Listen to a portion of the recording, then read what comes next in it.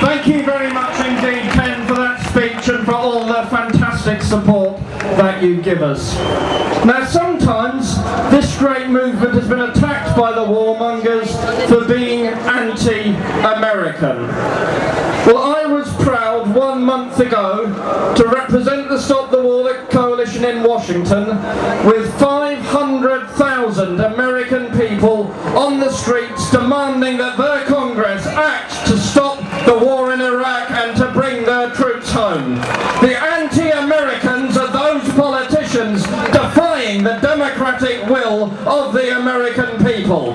And it's a pleasure to welcome to you here today the co-chair of our sister organisation in the USA, United for Peace and Justice. Please welcome Judith Le Blanc.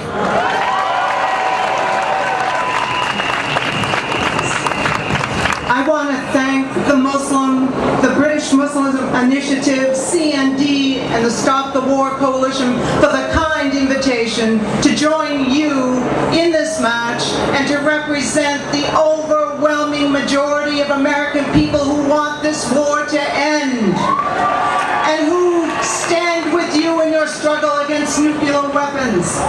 In the last 4 years, we've come so far together in the struggle to end this immoral war. However, as the women in this crowd know all too well, the most difficult push is just before the birth. And now we're ready to push. Dr. Martin Luther King said the bombs dropped in Vietnam and exploded in our communities. No real help for the hungry, the homeless, the sick and elderly in the US, in the UK, or in Iraq is possible without ending this immoral war.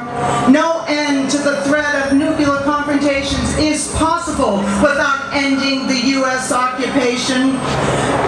No way forward. There's no way forward on any issue of concern for the people of the world without ending the U.S. war and occupation of Iraq. And that is why the vast majority of the people of the U.S. want this war to end. The circle of neoconservative right-wing zealots surrounding Bush and Cheney grows smaller. Now in the U.S. Congress, many are standing up saying no to Bush's escalation of the war and the sending of more troops. A month ago, hundreds of thousands marched in D.C. Last week, 1 million people called the U.S. Congress to say no to Bush's escalation. Bush calls himself the decider, but now the people are the deciders. Step by step, we will curb the power of the right-wing warmongers. We will compel the U.S. Congress to block Bush's drive of endless war and support the Iraqi people's struggle for reconciliation and to rebuild their country. But make no mistake, we know that the weight is on us in the U.S. The next step in our struggle is to take the opposition against the war, to bring all the U.S. troops home from every military base around the world. We must close down all U.S. bases. We must end the docking of weapons of mass destruction in ports around the world. We must make the Nuclear Non-Proliferation Treaty a reality. You struggle to stop the Trident, but we must rid the world of the largest stockpile of nuclear weapons which sits in the U.S.